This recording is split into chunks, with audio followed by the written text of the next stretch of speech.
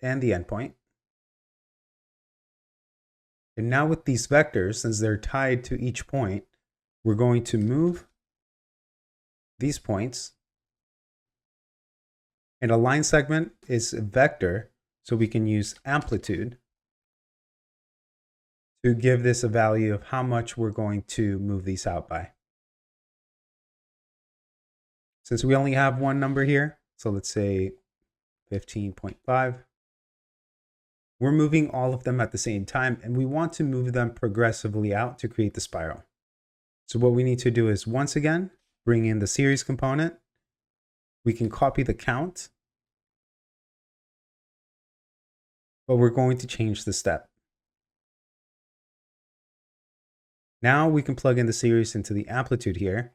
And notice that now we're creating the spiral pattern that is stepping out by 23 at every point. So let's decrease that to something like 10.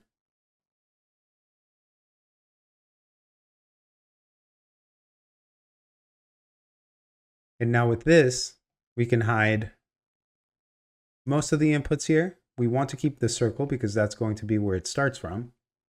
And now we can plug in all of those points into an interpolated